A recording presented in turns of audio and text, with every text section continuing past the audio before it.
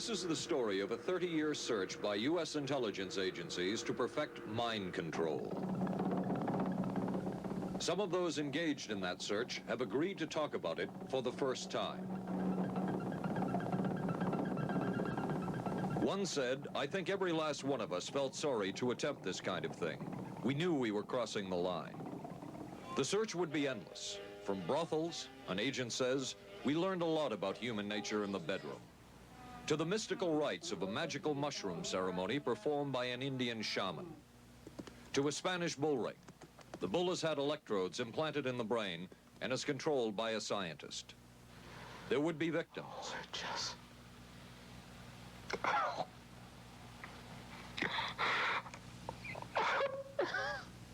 One intelligence agency tried to peel this man's mind back to reveal its deepest secrets. I'll live through it. I'll live through it. This man worked on some of these programs. He would write of his work, "It was fun, fun, fun." This is the story of the search for mind control. ABC News Close-Up, Mission Mind Control. With ABC News correspondent Paul Altmaier. Flight 217, now boarding at gate. Mark? Anne, It's been ages. can I buy you? Allow me. 2 Michelob Lights. Michelob makes a light beer? Perfect. The good taste of Michelob Light. Don't just compare it to other light beers. Compare it to your regular beer. It's that good. You always did go first class. Your ticket to San Francisco. Thank you. San Francisco? You too? Good taste runs in the family.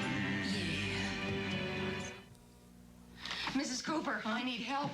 With all these different dog foods, I don't know what kind to feed him. Dry, soft. Honey, it's not the form, it's the formula. Those are for any dog, young, old, whatever. But Cycle 2 dog food is especially for dogs ages 1 to 7, like mine. The Cycle 2 formula has just what dogs in their active years need to help stay healthy. And happy. With Cycle, I know what to feed him. Now get Cycle 2 in 25-pound bags. We are not professing to tell you the complete story of these activities. We are professing to tell you the complete story that we know. Right. But these records that we've uncovered don't tell the story. They tell pieces of it. This is a story that has been told in bits and pieces.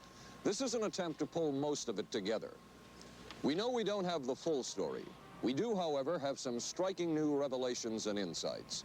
The story begins here, just off the nation's front yard, the Mall. The buildings behind me were the headquarters for the World War II Office of Strategic Services. It was here that the first halting steps toward mind control began. The shaper and molder of OSS was General Wild Bill Donovan. He said of his group's work, "We may have made mistakes, but we were not afraid to try things that were never done before." In this anything-goes atmosphere, Donovan appointed this man, Stanley Lovell, a Boston industrialist, to break new ground in many scientific and technical fields. Donovan called Lovell his Dr. Moriarty, after the fiendish professor in Sherlock Holmes. Lovell liked the name and posed for this Saturday Evening Post photo. He later wrote of his OSS job that it was, quote, to stimulate the PEC's bad boy beneath the surface of every American scientist and to say to him, throw all of your normal law-abiding concepts out of the window. Here's a chance to raise merry hell. It was in this atmosphere that the search for mind control began. This bizarre man would be an active participant in that search over the next 2 decades. His name is George White, an OSS captain who had formerly been with the Bureau of Narcotics. In his diary, seen here publicly for the first time, White left a legacy of the darker side of American intelligence work. He received his early OSS training at the British-run school at Oshawa, Canada, the same school where Ian Fleming, the creator of James Bond, was trained. White referred to the school in his diaries as the Oshawa School of Mayhem and Murder. Mike Burke, former OSS colleague of White's and now president of Madison Square Garden Center. Very compelling fellow, mysterious fellow, almost mystical fellow. He was fascinating because you knew something about him, but not enough about him to really get a fix on him. He also knew a great deal about the swifter elements of society, the gamier side of life. and he was very impressive in his technical knowledge of the underworld, so to speak. He said, one of our men gets beat up. He says, you have to act real fast and teach these guys a lesson. Charles Siragusa, a former narcotics officer and friend of White's. He'll come around, he says, and break your kneecaps. And with that, one guy laughed, and George White always had a little Billy with him. And this one guy saw us naked. George White turned around and whapped him across the neck with it. Then he picked up a pool stick and started beating everybody up. He made his point. And he made his point. George White was not a man of understatement or subtleties. His boss at OSS, Stanley Lovell, referred to him as deadly and dedicated. In this note from White's diaries, it says, call Lovell regarding TD. TD was a rather transparent cover for Truth Drug. George White worked with the Truth Drug Committee here at St. Elizabeth's Hospital in the nation's capital. They experimented with mescaline, scopolamine, and marijuana on unwitting victims. The committee soon learned there was no easy panacea, no truth drug at this stage. But White and later colleagues would not stop trying. The goal remained the same. As this 1952 CIA memo says, the aim is controlling an individual to the point where he will do our bidding against his will, and even against such fundamental laws of nature as self-preservation. But it was a discovery here in Basel, Switzerland, at Sandoz Laboratories by Dr. Albert Hoffman that led the intelligence agencies of America to believe that they had found the panacea.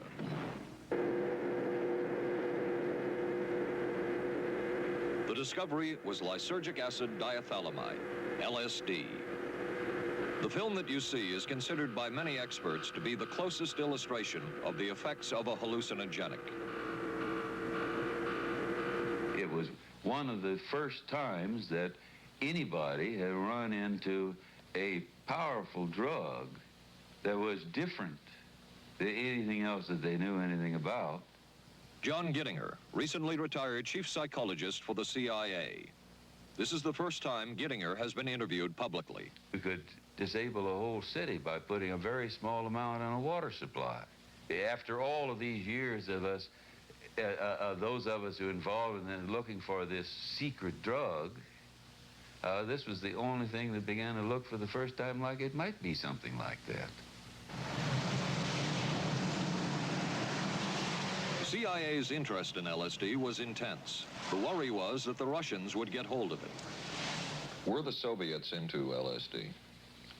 I'm going to have to say I'm sure they were, but if you ask me to prove it, I've never seen any direct proof of it.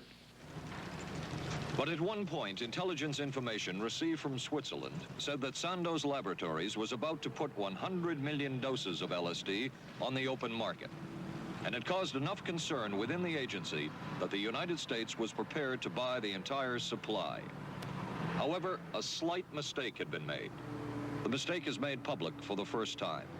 I just found out on a new CIA document that there were no such large quantities of LSD on the market. John Marks has filed numerous Freedom of Information suits against the CIA and has unearthed much new material. He is the author of The Search for the Manchurian Candidate, a history of intelligence agency work with mind control. He is a consultant for this report. What happened is that there was a military attaché in Switzerland, an American officer, who got milligrams and kilograms mixed up. In other words, he made a mistake of thinking 1/1000th of a gram was the same as 1,000 grams, which is a mistake of 1,000,000 times. So when the CIA got the intelligence that there were 100 million doses on the market, in fact, there were 100 doses. The man who would oversee the CIA's research into drugs and most of the agency's behavior programs is this man, Dr. Sidney Gottlieb, a chemist. Dr. Gottlieb declined ABC News' request for an interview. In their never-ending search for the miracle weapon, CIA operatives searched here in the remote mountain areas of southern Mexico for what up to then had been considered a myth, magic mushrooms. They used this man, a part-time chemist for the CIA, to dupe this man, a vice president of a bank and an amateur mycologist or mushroom expert, to try to get to the magic mushrooms and turn them into a drug. But it would be the amateur, R. Gordon Wasson and his colleagues, who would win the race and develop the drug psilocybin from the magic mushrooms. We went into the Mazatec area, far from the highways, remote from Mexico City. There we found that rotten bagasse, as it's called, bagasso, covered with mushrooms.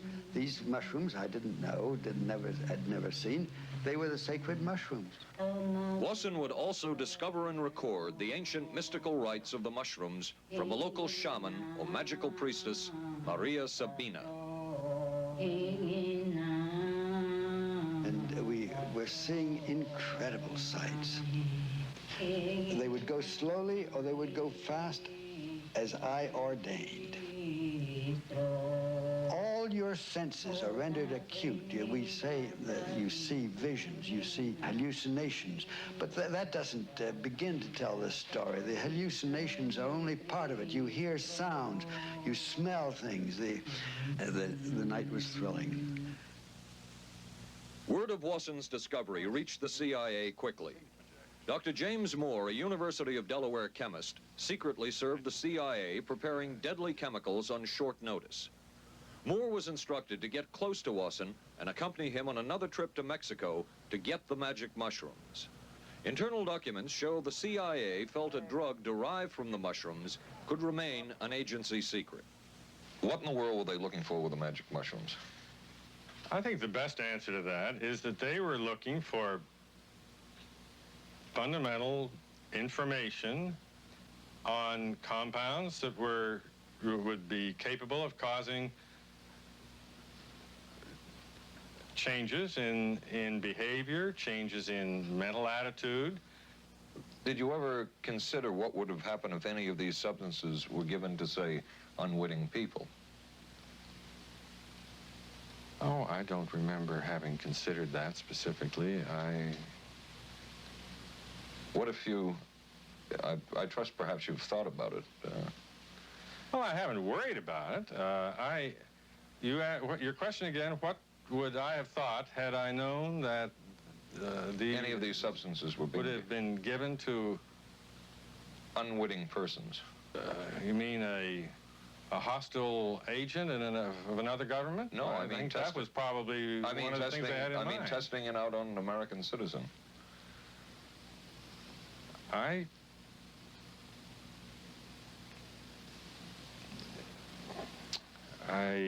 guess I must seem very, very cold-blooded about this, but I don't recall ever having been very much preoccupied with that issue.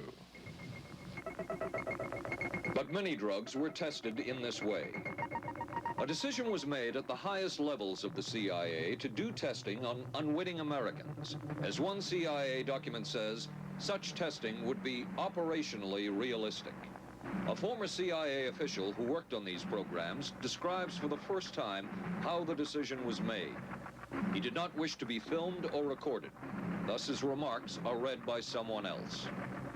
I think every last one of us felt sorry to attempt this kind of thing.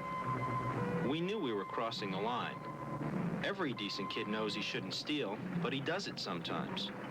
We knew damn well we didn't want anyone else to know what we were doing. The decision was made to do testing on unwitting victims. It was decided they should be on the fringes of society because they were most vulnerable. It was the borderline underworld, prostitutes, drug addicts, and other small-timers who would be powerless to seek any kind of revenge in case they found out. And as their predecessors had a decade earlier, the CIA turned to George White for help. White was now a high-ranking narcotics official, and by this time, the stories about George White were legendary.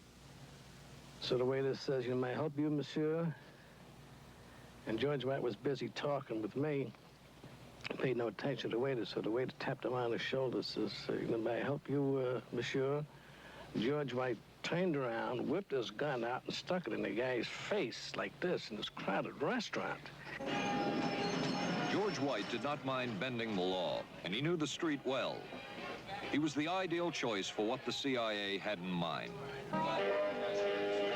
We were Ivy League, white, middle class.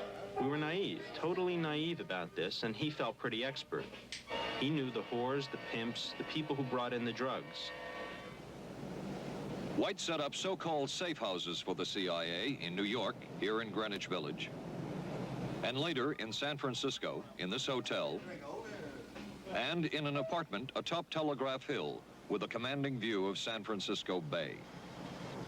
While the existence of these safe houses was disclosed last year, details of what took place within them has not been told. A former CIA official who worked in the safe houses reveals that they were used not only for drug testing, but to study sexual behavior and how it could be used to manipulate people. We did quite a study of prostitutes and their behavior. How do you take a woman who is willing to use her body to get money out of a guy to get him to talk about things which are much more important, like state secrets?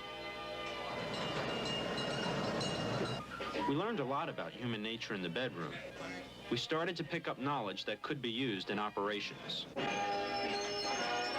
There would be victims in all of this, but as the agency knew, they couldn't fight back. Some entries from George White's diaries. Clarice gets horrors. Janet, sky high. As one agency memo says, we have no answer to the moral question.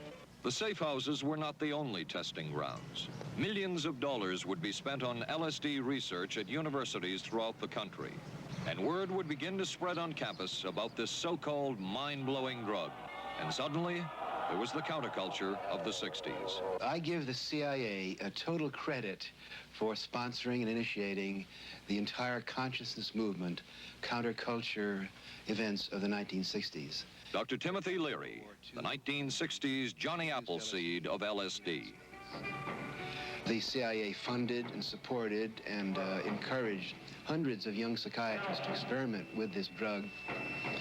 The fallout from that was that the young psychologists began taking it themselves, discovering that it was an intelligence-enhancing, consciousness-raising experience. I know that some of the studies in which the CIA had supported used as subjects people who later became strong proselytizers of LSD. So, in that sense, yes, I think it did sustain the perpetuation of the use of the drug. And it's rather ironic, isn't it? The counter case that I would make in relationship to that is to remember that the people who were doing the research were people who would be doing the research regardless of who was the sponsor. I don't think anybody working in that time in the remotest ever thought that it would blow up into the kind of thing that it did.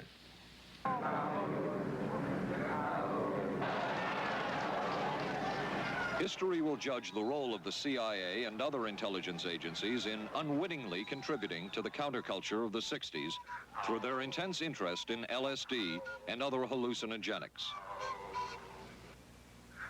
But for the moment at least, the argument can be made that the CIA helped usher in the age of Aquarius.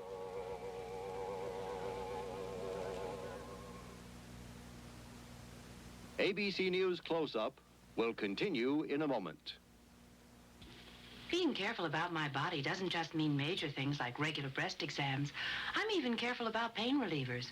Plain aspirin sometimes upset my stomach, so I use Bufferin. It adds protection. I'm careful about what goes into my body. Bufferin gives me an added relief action I want. Tylenol doesn't. Only one leading tablet has both, an added relief action in many cases that Tylenol never provides, and protection ingredients, Bufferin. Now I'm careful to get both with Bufferin. Your sink trap's clogged with grease. Use Crystal Drano. I'll pour in liquid plumber. Don't. It may not work on that grease clog. No? Crystal Drano will. Look, liquid plumber's quiet. It's not melting that grease. But Drano is. It broke through. Will Drano hurt metal pipes? No. So liquid plumber didn't break that grease clog. I'm switching to Drano. To make clogs go, better use Drano. Saturday, live on ABC. the Forest Hills Men's Invitational from the legendary West Side Tennis Club. Then live, third round coverage of the most prestigious ladies golf event. Hollis Stacey goes for her third straight U.S. Women's Open title. And red-hot Nancy Lopez shoots for her elusive first Open victory.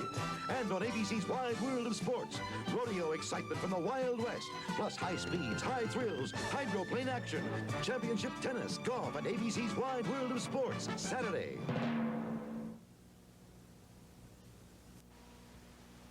Wednesday on 8 is Enough. We got the buggy fever. The Bradford girls go disco crazy. Hey, hiya, hun. What do you say we get, down? And the summer's off to a red-hot start. And Charlie's Angels play the horses. I want to be a jockey. But end up in a dead heat with death. Then, the ghost of Jack the Ripper haunts the back streets of Vegas.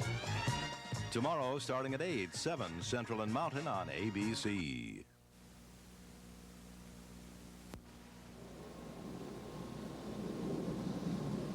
Covering a span of history such as we are in this report, one can get sidetracked by the so-called glamour and mystery of espionage work or by the exotic qualities of some drugs.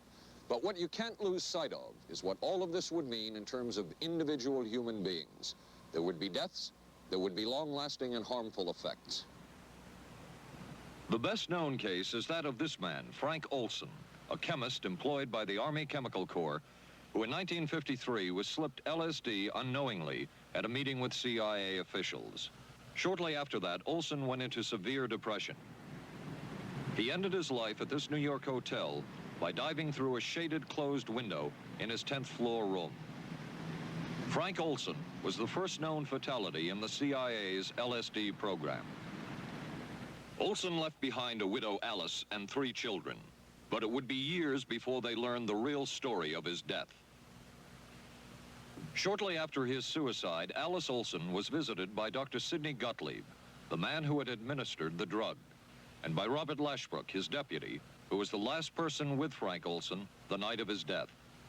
It was probably to check me out and see whether I was handling myself and handling the situation, whether I was hysterical. And I'm sure they left the house feeling ever so much better because I had been gracious and hospitable to them, so that I must have played right into their hand and made them feel fine. 23 years later, how did you feel about that meeting? My anger was unbelievable at how I had been duped for this length of time, and the anguish which was unnecessary. Anyone who knew during all of those years never told Alice Olson the real story of her husband's death. She would discover it by accident more than 2 decades later. In essence, it was a 22-year-long cover-up. Lyman Kirkpatrick was Inspector General of the CIA at the time of Frank Olson's death. But had not the Olson case occurred within the secret confines of the CIA, would not this case have been a prosecutable case? Perhaps manslaughter. I would think definitely prosecutable, and certainly from the point of view of Mr. Olson, why it should probably have been actionable. Frank Olson's suicide slowed down the CIA's testing of LSD and other drugs, but only momentarily. The CIA was not the only government agency interested in the possibilities LSD and other drugs presented for mind control. The Army Chemical Corps first started working with the CIA and then branched off on its own. It, too, tested drugs on unwitting victims, and a death would result. The case of this man, Harold Blower, a tennis pro, seen here with his daughter Elizabeth, is well known. In 1953, Blower was a private patient at the New York State Psychiatric Institute. He was given 5 injections of a mescaline derivative that was being tested secretly for the Army Chemical Corps. With the 5th injection, Harold Blower died. As with the Olson case, a 22-year cover-up followed, until finally the Army admitted the real details of Blower's death. Since the initial news stories of Harold Blower's death, close to 5,000 documents, previously classified, have been released by the Army and obtained by ABC News. They provide valuable insight into Army activities at the time of Blower's death and where the Army went from there with their own drug testing program. From a previously classified deposition of Dr. James Cattell, who administered the mescaline derivative, on the purpose of the drug testing, to produce symptoms similar to those that you see in schizophrenia. On how much the patient knew about all this. We didn't delineate all the possibilities of what might happen because then you contaminate your experiment. Cattell then relates that he never even knew what drug he had given Harold Blauer because of the secrecy of the Army experiments.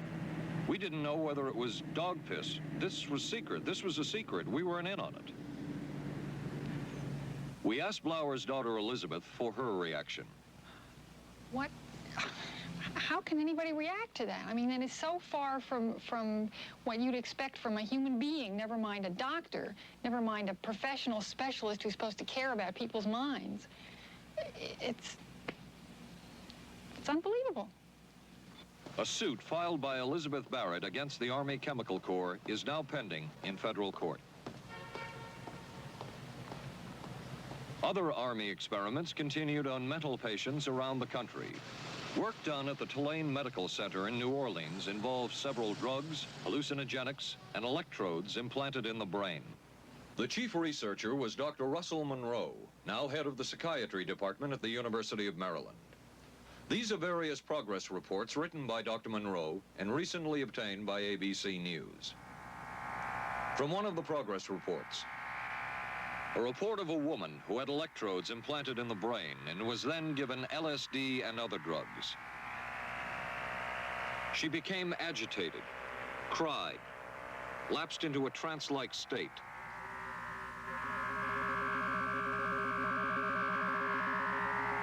Felt as if she were about to have a convulsion, experienced waves of darkness and light, had bizarre sensations in her neck and legs, said somebody was trying to manipulate her body. At this point, Dr. Monroe wrote that the woman was obviously having paranoid ideas.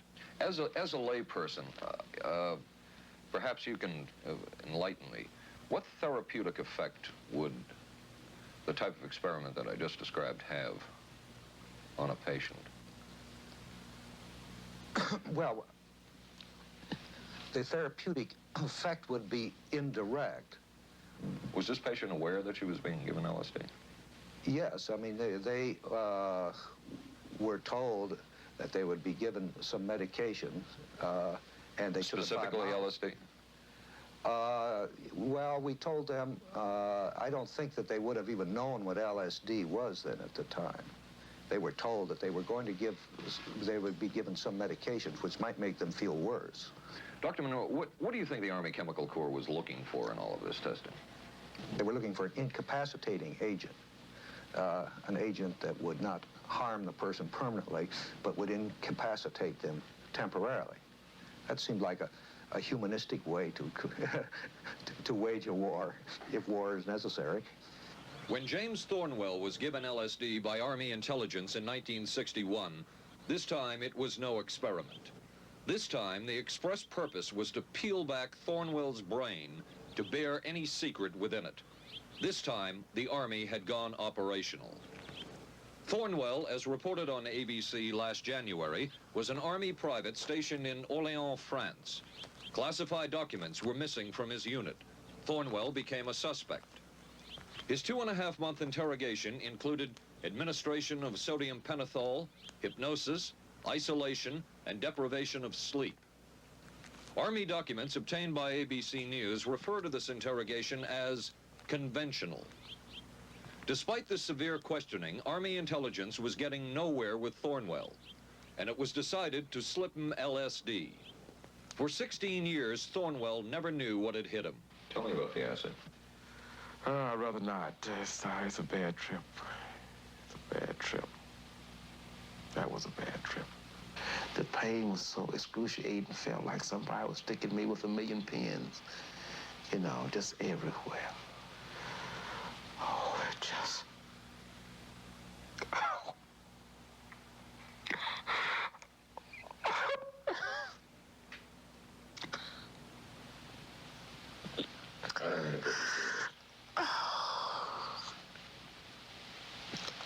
Do you want to stop for a minute?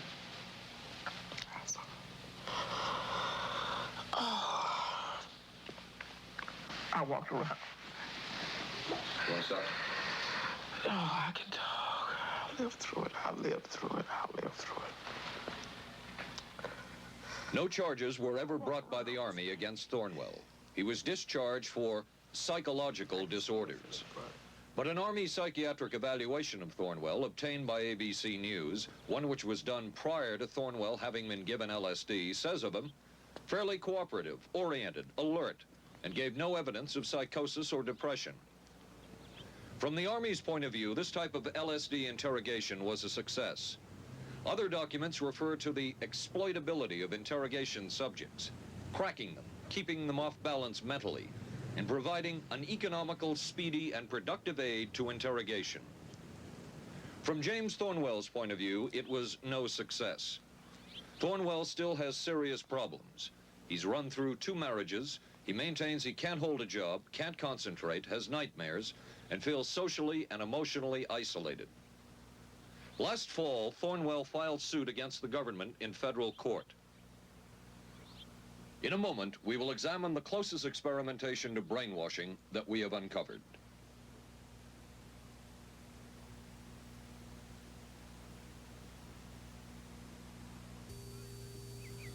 Oh, for crying out loud. Something wrong, Will? You pick up a paper these days, you learn life isn't as simple as it used to be, and neither's food. Is that why you eat grape nut cereal? Yep, you couldn't ask for a simpler cereal. Wheat and barley, vitamins added, no preservatives. Sure looks simple. It's got a natural nutty taste. What's good for breakfast, guys? How about something nice and simple? Grape nuts, the simple cereal.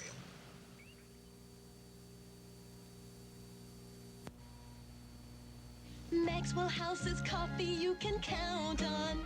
Maxwell House, good to the last drop. Maxwell House is good every time. Maxwell House is good coffee. Good to the last drop. Maxwell House. Maxwell House, coffee you can count on. Always smells good, always tastes good, always good to the last drop. Maxwell House is good news. Good to the last drop. Maxwell House. ABC News Close-Up will continue in a moment. Special baseball. The Yankees take on the Angels Friday night on ABC. This is a heavy-duty stick-up, and this is a good place for it. New heavy-duty stick-ups from Airwick for small places with big odors. This is David Shoemaker in the news at this hour. District police have charged a young Northeast woman with the weekend kidnapping of that day-old baby. Sources say the woman was pregnant and afraid she'd lost her own child in the accident, and that's what motivated the kidnapping.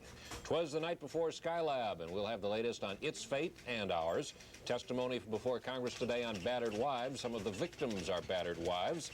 A rock and roll star put on probation for income tax evasion. The condition is he must put on 1,000 hours of concerts for charities. And we'll be talking with a local teenager who won a gold medal at the Pan Am Games. Join us at 11. Reach for the sun. Hello, sunshine. Reach for the sun. Hello, sunshine. Hello, Mountain Dew. Nothing else tastes or feels quite like Mountain Dew, or goes down as smooth like a soft breeze on a lazy afternoon. Reach for the sun. Reach for Mountain Dew.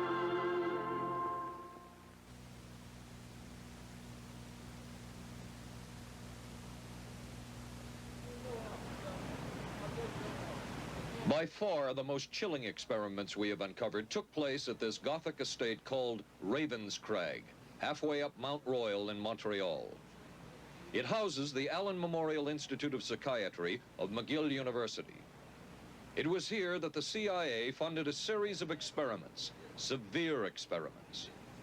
The work was done by the Institute's then director, Dr. Ewan Cameron. It is the closest experimentation to brainwashing yet disclosed. His work, unprecedented in psychiatry, consisted of 3 areas which he called sleep therapy, psychic driving, and the ultimate depatterning. Dr. Maurice Dongier, current head of the Allen Memorial Institute. In his psychic driving, so-called type of therapy, he would give the patient intensive electric treatment in order to make the patient regress deeply, become forgetful, and then he would attempt to implant new ideas in the mind of the patient. Now, to a layman, it would appear that Dr. Cameron was trying to take the slate and wipe it clean, the slate being the mind. In other words, brainwashing. Exactly, that's a very good comparison. Brainwashing. Yes, if you like. Val Orlico of Winnipeg, Canada, the wife of a member of the Canadian Parliament, was a patient of Dr. Cameron's. She entered the Allen Memorial Institute because of severe depression. She describes for the first time publicly the LSD therapy and psychic driving treatment that she was given by Dr. Cameron. And then the drug began to take hold very rapidly because it was an IV injection. And things became very furry and very frightening, and had a lot of sensations that it's very difficult to recall. Nobody explained it to me. Nobody ever asked me if I was willing to do it or anything. He had this feeling that he would be able to get through the resistance of illness and to reach deep changes very quickly. Did he? I don't think that when you look at that in retrospect, the hopes that he had have been in any way fulfilled. But Cameron would plunge on. The next step was what he called psychic driving. This involved almost endless tape-recorded messages and more drugs for the patient. Cameron wrote that this was the way to make direct controlled changes in personality. I thought this was the coldest and most impersonal treatment that anybody could give to anybody in the world. And I became more and more despondent and more angry. I just became so despondent that I thought I can't live like this any longer. And I thought I would just go out and throw myself underneath the cars on McGregor. I stood on the curb of that street and I stood there and I thought, okay, go. Okay, go. And then I thought, what if you're not killed? What if you're just maimed? What if you don't die and you live and you can't even talk anymore? And I couldn't do it. The most severe technique Cameron used was de-patterning. He described it as breaking up the existing patterns of behavior by means of intensive electroshock therapy with prolonged periods of sleep. He carried out these experiments in something he called the sleep rooms. People in there were like babies. They cried and they were very disoriented. And we were very afraid of the sleep room. We used to walk very carefully against the side of the corridor that was opposite the sleep room with our backs to the wall when we'd go by. Cameron used this combined sleep electroshock treatment on patients as long as 30 days. One patient he kept asleep for 65 days. Cameron retired, and his successor, Dr. Robert Cleghorn, ordered a follow-up study on the patients treated with Cameron's de-patterning method. Showed that it was no more beneficial in its result than the use of more conservative methods. But the follow-up study showed that 60% of those who had been de-patterned still had amnesia for periods of anywhere from 6 months to 10 years. That's quite a memory loss, isn't it? That is a memory loss. Indeed it is. It's I think, more than desirable. In retrospect, does Dr. Cameron's experimentation and his treatment appear harsh? I would say yes. I mean, this forceful type of approach that I was describing to you is definitely, it can be said that it's harsh. I wouldn't call it harsh. I would say it was harder on the staff than it was on the patients, because these people had to be fed and they had to be cared for and they had to be given sufficient fluid and food and toileted and so on and so forth. It was a very difficult thing for the staff to follow these patients properly and see that they did well. Well, I'm glad he was concerned for the staff. But damn it all, I wouldn't. I could have maybe had a different kind of life. And that makes me angry and sad, and I don't know how to explain how I feel, really. I'm just... How did you feel when you learned that Dr. Cameron's experimentation was financed by the CIA? Well, I thought...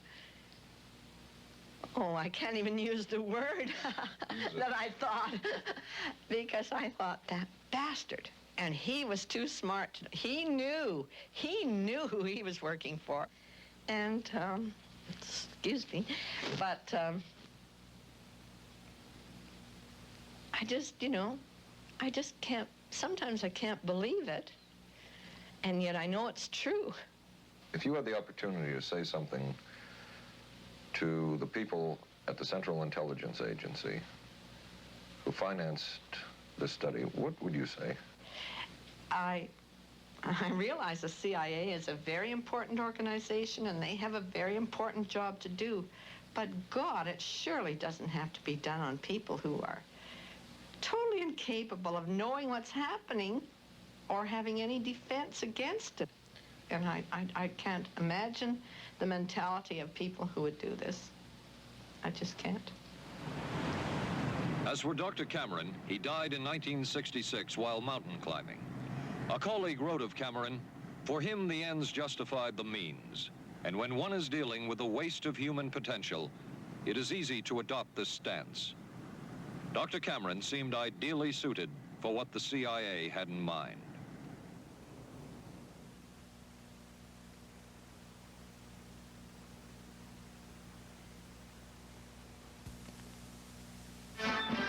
America is adapting to the shape of things to come.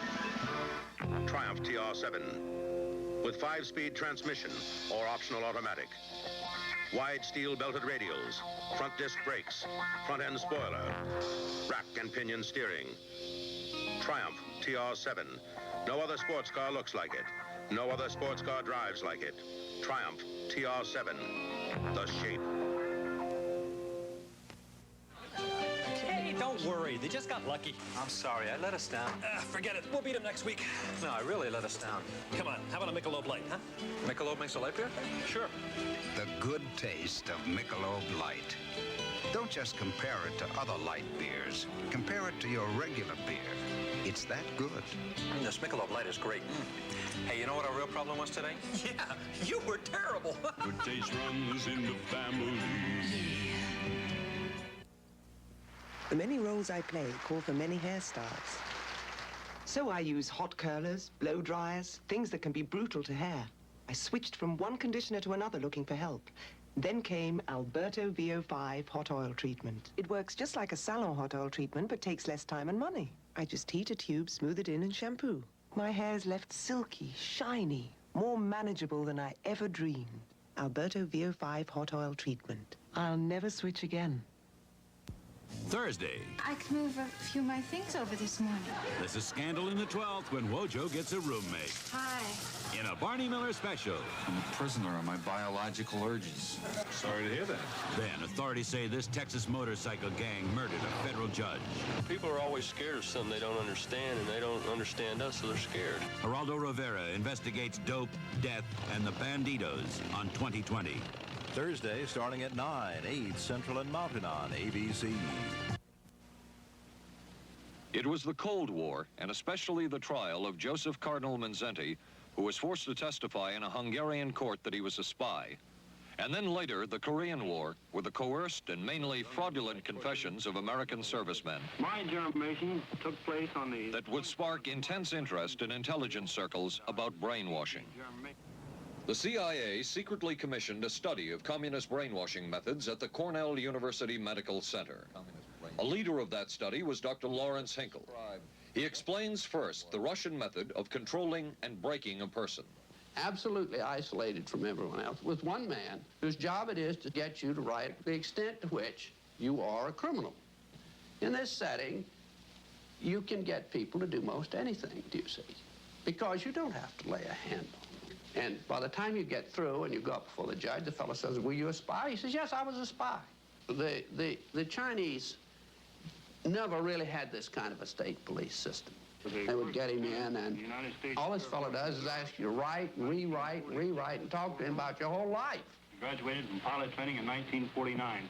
While the purpose of the study was to find out about communist brainwashing techniques, CIA documents show that the agency was interested in developing mind control methods of its own to precondition and control Chinese living in this country to be sent back to their homeland as CIA agents. What do you think they were looking for? Well, I think they weren't looking for agents or anything like that. Yet the agency's perception of the work you were doing, in CIA documents we have examined, it says that the project that was being done here, they intended to use everything learned about the new agents to induce them to, quote, to perform acts of a complex, purposeful nature. Yeah, but that was never done. The effects of which may be out of keeping with the individual's previous behavior. That sort of thing was never done. Those people were not, that was, when they first came here, the first people they sent up to see us, you see, were operational type people from the CIA with some rather wild ideas. Okay, this is their perception of it, if I could just continue. No, it wasn't their perception of it either. No, it wasn't. Dangerous to his being, contrary to any previous consciously expressed intentions and interests, contrary to the good of the individual, and subversive to the goals for which he is consciously working. I understand all this talk. But the situation was, you see, those things were never done because of wise people on both sides. We were not able to do this nor interested in it. They were, though. Some of the low-level people were, but the high-level people were not. Tell you the truth. But documents clearly show that the CIA was attempting to develop agents over whom they had as much control as possible. Agents who would perform tasks contrary to their own good. Normally conditioned American who's been trained to kill and then to have no memory of having killed. His brain has not only been washed, as they say, it has been dry cleaned. Is a Manchurian candidate, controlled by others to do things against his will, possible? It was a remarkable film because, as far as I'm concerned, it made something totally impossible seem absolutely credible. I would say the answer is yes, but there are many qualifications to that. Dr. Milton Klein, a psychologist, a clinical and experimental hypnotist, and unpaid consultant to the CIA. The qualifications would be the subject selected to produce the kind of behavior that you wish, the amount of time, the procedures that are utilized, and the motivations of the people who are designing, executing, and administering the procedures. You're asking whether an individual can be, under hypnosis, influenced, coerced, persuaded, shaped to perform an antisocial act, or a destructive act, or an act of violence. My answer would be yes. Captain Marco, will you be good enough to lend Raymond your pistol, please? Yes, ma'am.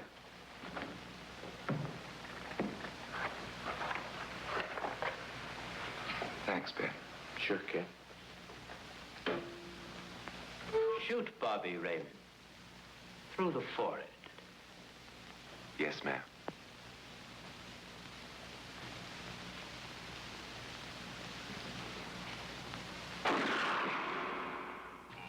How valuable a tool can hypnosis be in the intelligence field?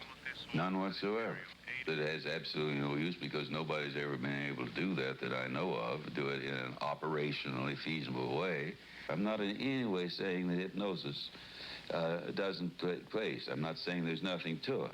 I would say that most government agencies concerned with intelligence operations have been looking to hypnosis as a tool for a variety of purposes, one of which is to carry out and to execute certain intelligence operations on a basis where they would not have to rely completely on some of their own emotional reactions. Actually, would that entail murder? It could, if you consider that an act of killing someone under circumstances of war is murder. I think one has to define what that means. Under circumstances of peace. Under circumstances of peace, it would be murder.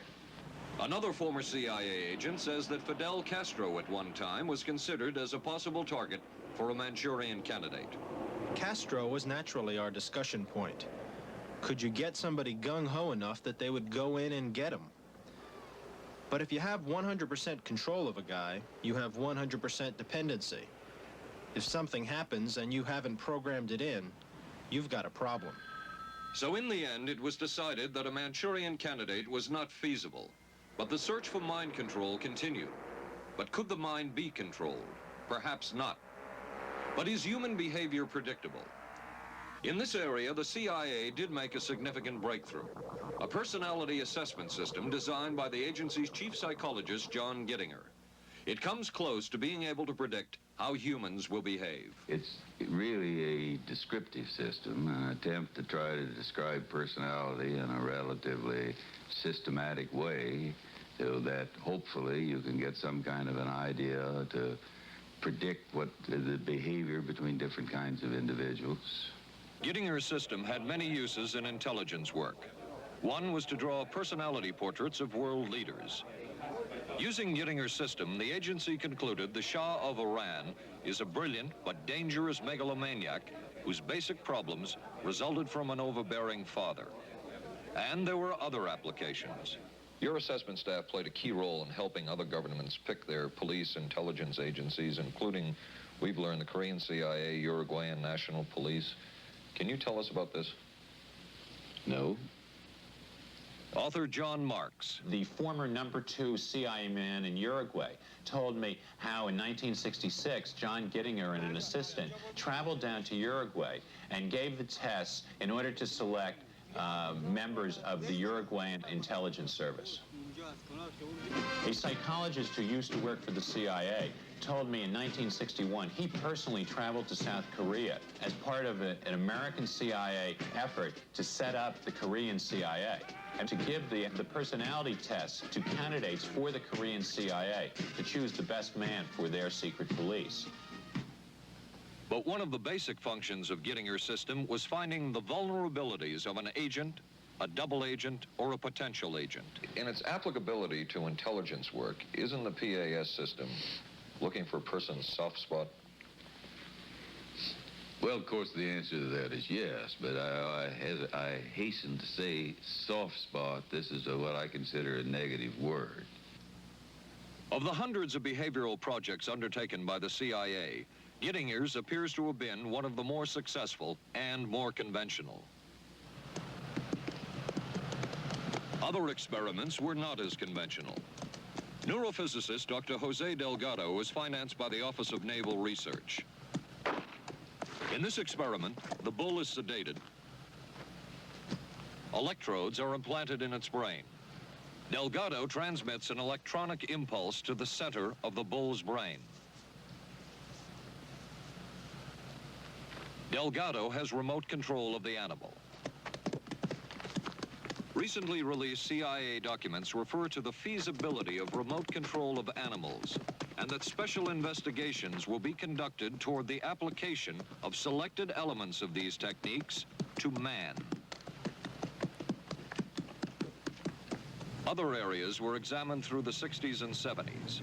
Brain surgery, psychosurgery, creation of amnesia, parapsychology, manipulation of genes.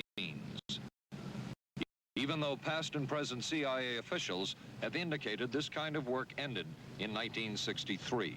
Whole truth, nothing but... And one of those who took part in these programs. Thank you, sir. In 1977, a Senate subcommittee heard testimony from many of them, but the testimony was not that revealing.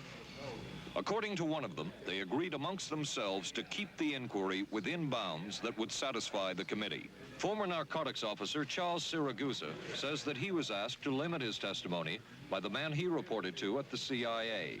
He wanted me not to say anything. To perjure yourself. That's right. Well, either that, I'd have to perjure myself or take the Fifth Amendment. And I'm not about to take the Fifth Amendment for anybody.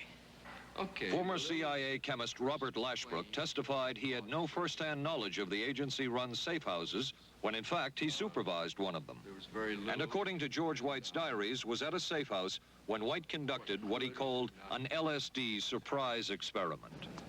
Dr. Sidney Gottlieb, whom we recently filmed near his California home, oversaw many of the CIA behavioral programs. He retired in 1973 and destroyed the records of this work.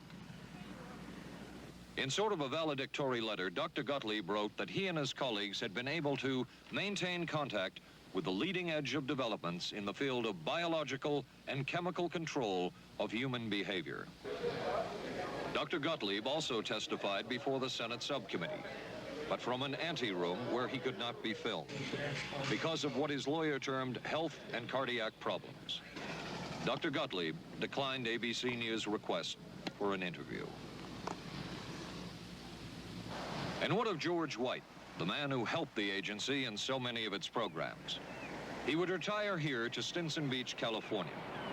And shortly before his death, he wrote to his boss at the CIA, Dr. Sidney Gottlieb, and summed up his career by saying, "It was fun, fun, fun. Where else could a red-blooded American boy lie, kill, and cheat, steal, deceive, rape, and pillage with the sanction and blessing of the All-Highest?" Has mind control been achieved? From all of the available evidence, it appears doubtful. The human will has prevailed up to this point. But as we have seen, work is continuing in this field, work that we still don't know very much about. How deeply are the Russians and other dictatorships into all of this? We really can't say, and the CIA is reluctant to give out information about it. But the basic question remains, what place does all of this have within a democracy? One final point should be made.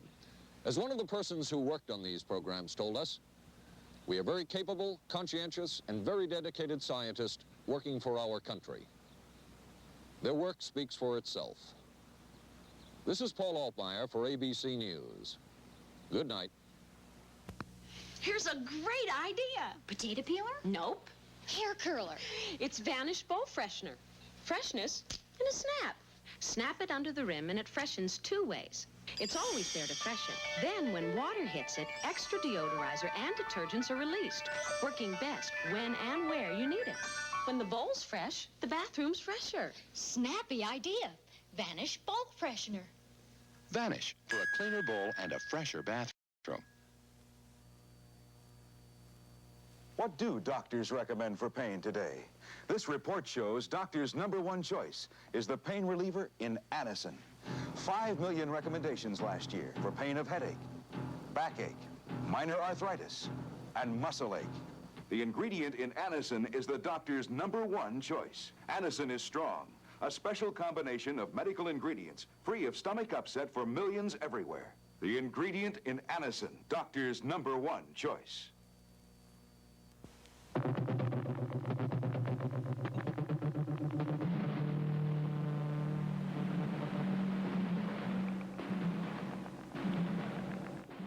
Stay tuned for local news next. Then live from the Johnson Space Center in Houston, ABC News will track the approach of Skylab as it nears re-entry. Skylab, the final hours. Right after Twiggy and Dirk Benedict of Battlestar Galactica star in I Want Her Dead on the Tuesday Movie of the Week tonight on ABC.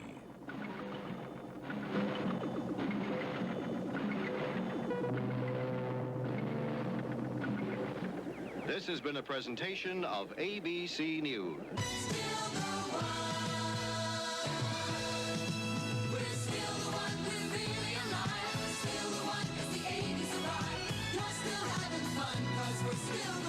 Still the one, ABC.